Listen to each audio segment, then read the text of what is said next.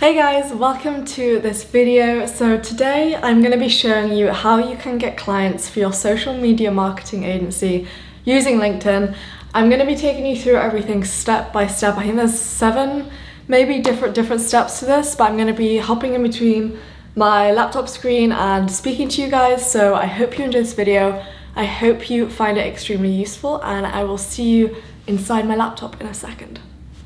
So the first thing we need to do is identify your prospects. Now, if you have a new agency, maybe you're still figuring this out. Maybe you already have an agency that's making sales. But either way, you should kind of have figured out your industry, your target market.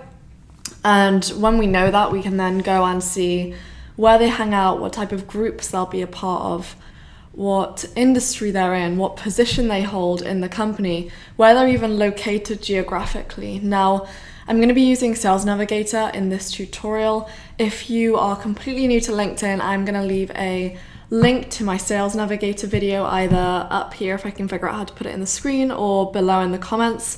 Now, go and watch that before we go ahead, just to give you a background, and then I will show you briefly what I mean in here. So if we go over to Sales Navigator, what we're going to have is we have the window, so advanced search for leads. And then all of the information that you have about your prospects are sort of the target persona that you're trying to find. We can basically input that information into this advanced search box and build basically a group of leads that match your specific criteria. So let's start geography. So say we are looking for people based in New York. So New York, say the industry that I'm targeting is going to be real estate. I want them to speak English. Obviously, you might have a marketing agency, you might live in a different country, you might be targeting an Italian market, French market, Spanish, whatever.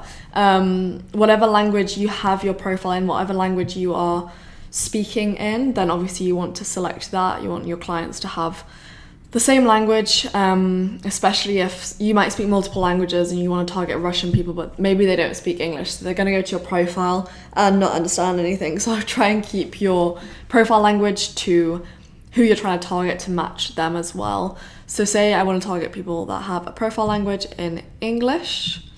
That's normally all I kind of do for this to keep it simple. This makes things a bit more complex. Let's move down here. So seniority level. So say I want to target, let's go for owners. So owners of something in real estate, so probably agencies in New York whose profile language are in English. So we have 15,860 results. This will update as you put more criteria in. So obviously the more criteria you insert, the smaller this number is going to get because it's getting narrower and more specific. So we want to look for owners. Let's also choose company headcount. So say we want to target medium-sized real estate firms. So say we want to go like 51 to 200. We have 861 results. So this is actually pretty good. Now in LinkedIn, it will only show you up to 1,000 lead results. Anything past that you won't be able to see. So I would recommend always trying to keep this number as close to 1,000 as possible. So we'll leave it at this. I think it's raining outside. Sorry if you can hear that in the sound. So we want to keep that as close to 1,000 as possible. So this is a pretty good search. So people in New York within the real estate industry that have a profile language in English and are owners with a company headcount of between 51 to 200 people. So how many people belong to that company? Now, if we want to click search, we now get all of our results. It shows us all the people, if they're second connections, third connections, etc. We've now identified the people that we're looking for. You want to check through this list and see if it's specific enough. Maybe you have a bunch of people that you don't want to include. So for example, it could be you don't want to have managing partners, you don't want to have managing directors, you only want certain people. You can use a Boolean search to do that in here. I'm not sure if I have a video on how to build a Boolean search, how to create one. If I don't, I will, but you can basically do a Google search to figure that out and make it more specific to include, say you don't want to include owners or directors or whatever else, you can do that in here using certain like keywords and stuff. So I'm not going to go over that now because that would make this video super long, but that's what you could do to narrow it down if you have some problems in the lead list quality that you get. So this is basically a list of leads. We can save the search if we want to our sales nav. So I could save it and label it New York real estate actually I want to do it like this, New York real estate owner 51 to 200.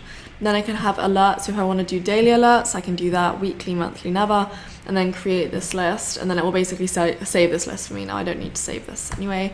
But yeah, that's how you kind of save a search, create a search, and then the alerts will basically update anybody that matches this criteria, any new profiles that come up. It will throw them in here and it will show you new searches so that every week you can go back in, select the people that you want to have, save them to whatever lists you want to save them to, add some sort of tag, or you can do all of this stuff. So it's pretty cool. I don't want to go too in depth into sales now, but basically we've identified who we want to find and we've built lead lists that we can save and then track. So that is the end of step 1, and I will see you in step 2. So that was step 1. Step 2 is to know your offer. Now, this isn't even directly tied to LinkedIn. This is stuff that's foundational that you should know before, that you should have in place before you try and use LinkedIn to generate leads and get clients for your agency. Because if you don't know your offer, if you don't know what problem you're trying to help your clients solve, then how are you going to get them on a call with you? How are you going to sell anything to them? How are you even going to believe in your own service when you don't know what it is? So you need to make sure that before you even take to LinkedIn for trying to get clients, you need to fully understand your offer inside out, know exactly what problems they have and which problem you are trying to solve. Now, a really good way to look at this as well is by thinking, how would my client want me to solve their problem? Not how do you want to solve it. You need to think about, from the client's perspective, what they want, what their needs are, and then give them an offer, an opportunity, draw an image of how you would supply this for them. So instead of assuming and guessing how they'd want you to solve it, you need to do that market research. You need to find out and ask them, what would be the perfect solution to your problem? How can I do that? And then you want to form your offer and provide it to them off everything that they've told you. So make sure you know your offer. We've already learned how to identify your prospects. And now let's move on to the third step, which is optimizing your profile. Now, a really big mistake that I see a lot of agency owners do, actually sort of anybody that uses LinkedIn to find clients, to identify their prospects, is they might be amazing, they might have an incredible agency, an incredible service, but no one's gonna know that unless you're famous and extremely well known. No one is gonna know that if you haven't shown it and reflected that in your LinkedIn profile. So I'm not gonna do a big LinkedIn profile optimization thing now because I've done a few videos on it. So I'm gonna link one here, which is, hopefully this comes up. If I don't figure out how to do it, then I'll leave the link below this video.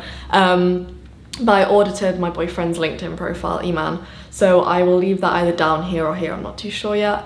And go and watch that video, and I literally like go through step by step every single part of the profile that I would change. If you just want a quick fix, I have a link below this video in all my videos, which is my free masterclass, and that goes through how you can take your LinkedIn profile from 0 to hero in 30 minutes. So if you want a few quick tips, then watch the masterclass instead. So you've got two options for that. But obviously it's basically your landing page. It's similar to a website. Your LinkedIn profile isn't gonna convert if it's not good, if it doesn't make people stick to it. So for people to convert, for people to speak to you, your LinkedIn profile has to reflect everything that you want it to show and attract the people that you want it to attract. So I will leave the video somewhere and you guys can go check that out, watch that video and then come back to this one. And we're gonna carry on to step 4 now, which is posting content. Now, a lot of people get really scared when they hear posting content and they're like, oh my god, I can't write, like I don't know how to write articles, I'm not good at grammar, I'm not good at English. Don't worry, like don't panic, it's okay, you've got options. So you can either go to a freelancer, hire somebody else to do it for you, just relay the messages that you want to give, the sort of tonality that you want to have, your brand image that you want to create, relay that to that person can, the professional can do it for you. Even better if that's something that you're worried about. If you're comfortable, you don't have to be an amazing writer to do your own content. As long as you're passionate and as long as you know the rough message and you can provide value, people aren't going to care if you put a colon in the wrong place or if you miss a comma. It doesn't matter. Like if it helps them learn something, take something away from that piece of writing, that video that you posted, that caption on the photo, like if it helps them in some way, people will appreciate it and they won't be focusing on the grammar. So if that's what you're worried about, don't worry about it. Give it your best shot, and then if it becomes a problem, if it takes up way too much time because you're being like picky a little bit about it, then outsource it to a freelancer. You'll be able to get it for like pretty cheap. You don't need to do loads and loads of writing. I would aim to try and do at least 3 updates a week, so sort of small updates of a small paragraph, a few lines, and then an article a week if you can as well. Now the content is obviously going to help you position yourself as an authority within your field, and it's also sort of good materials that you can then send to your prospects, to your connections or people that you want to connect with, to provide extra value and use it as another lead magnet to bring more people in, to either send them to your website or just to have a conversation with them and lead them down the sales process. Now that leads us on to step 5, which is having a messaging funnel. Now, by having a messaging funnel, I don't mean word for word exactly what you're going to send to every single person, because people are individual. Your prospects are going to be different, even if they're from the same industry, the same seniority level. They're going to have different profiles which contain different pieces of information that you can use to leverage yourself above other people that are pitching them on LinkedIn every single day. So a lot of the people that you're targeting probably receive sales messages, offers, propositions multiple times a day. And for you to stand out, you really need to be genuine, authentic, and provide something of value alongside showing that you have put in the time to research their profile, put in that little bit of extra effort, and you genuinely want to help them understand their business and provide some value. Now, it obviously takes a little bit more time, but it's better to spend more time, reach out to fewer people directly than send out messages to 500 people at once saying the same thing, because your response rate is going to be much lower. You're going to feel like you're banging your head against a wall. You're going to be complaining in a few weeks' time saying people don't listen to me, my offer's wrong, my niche is wrong. No, it's not. Like you can, sorry, this is like a bit of a rant. Like before you blame the system, take a look at what you're doing and think, could I do this better? Could I spend more time? Maybe the niche is difficult. Maybe I'm approaching it in the wrong way. Maybe it's not large enough. Like it could be that, but you need to give it enough time to have enough data to know what it is that's wrong. It's similar to running a Facebook ad. There's so many little things that can affect your ad and how well it does. It's not just, oh, I used the wrong image. It could be that, but it might be that you used the wrong copy, not enough copy. It was too short. It didn't use the right type of messaging for that person. You sent it to the wrong place or to the wrong audience. Like it could be so many different things. And it's the same thing with your LinkedIn. So before you jump to conclusions, make sure that you have tried your best at every different angle to make sure that you are resonating with the people that you're reaching out to. And if you understand your prospects, if you understand your offer and the problems that they're suffering from, this shouldn't be an issue. Now, obviously, everybody isn't going to respond to you. You're going to have people that ignore you. Maybe they're not in the position to buy. Maybe they're extremely busy. Maybe they'll keep you in mind for future. Maybe they have somebody else that they're happy with. There could be so many different reasons. So don't beat yourself up about it. Be kind to yourself and just carry on thinking, what could I change to make this better? When you know that, you need to break down your messaging funnel into the different steps. So we're going to have the connection request at the top. This is a message that you're going to be sending to somebody that isn't a current connection, so somebody that you want to be connected with. This should be personalized as much as possible. Always do profile research. Go do some scraping in their profile. See what you can find out about them or their company. Have they been mentioned in the news? Find out as many little icebreakers as you can. If you have Sales Navigator, this is going to help you a lot to dig a little bit more, find out all the little things about them and use it as a cool conversation starter, or to find a commonality to then reach out to them and increase the chances that they're going to accept your request. After the connection request, we then have the welcome message. So this is the first message that goes out to your very new connection. So when they connect with you, you want to send them another message saying that it's great to be connected, something personal, etc., encouraging them to speak to you, providing some value, etc. After that, we're going to have the follow-up message. So if they haven't responded to you, you want to have a few ways that you can reach back out to them and get their attention. So this could either be through sharing your content, if there's a specific article that you think would help them, even mention a specific paragraph that's relevant to them and be like, hey, I know you're extremely busy, which is why I wanted to send you this article and tell you that I think you'll find paragraphs 2 and 3 extremely interesting and of value. Let me know what you think, whatever you want to do. You want to be specific, you want to be personal, you want to congratulate them if they have had like a switch of position or whatever it is, whatever they've done. You want to make sure that you're on it and that you're not just speaking to them for a sales purpose. You don't want to sell to people straight away. You want to wait for them to engage with you. You want to qualify, understand, and then you want to pitch and you want to take them offline for that. So I don't normally sell to people on LinkedIn. I'll try and move them off somewhere else. I will have sent them to YouTube videos, to any content that I have. I will have understood their problem. I'll be in a conversation with them and then I will offer to sort of set up a call. So I'll send them my Acuity link, we'll set up a phone call, and then that'll be my sales call. That won't be over LinkedIn directly. Sometimes it might happen, sometimes it might not, but you want to make sure that you're not selling straight away, that you're understanding this person, that you're going out of your way to get them to get their attention and to help them with a problem for free. So that's sort of the messaging funnel side of things. Step 6, I've basically already got into, which is after you have engaged, empathized with your prospects, with your new connections, then you can obviously start to transition them to the sales call to close them. If you're having problems getting somebody on a call, it's probably because you've not provided enough value, they're just not interested, not ready to buy. If that's the case, that's okay. Always keep things polite. Thank them for still being part of your network and encourage them to reach out to you as a resource of information if they ever need advice on that topic. Another thing that you can do is video outreach, sending them like a small like video audit, something for free, try and get their attention, or even message them and be like, hey, I put together a quick 5-minute audit for you of things that you could improve with your Facebook ads or whatever it is that your service is, whatever you're offering.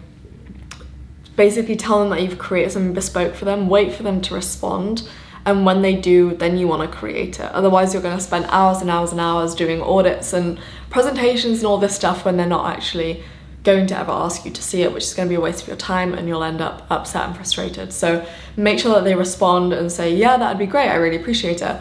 Ask them for their best email address or just send it to them directly on LinkedIn, whatever, it's up to you. So yeah, that's kind of like all the different steps. I hope you found this video extremely valuable and I will see you here on my channel in the next one.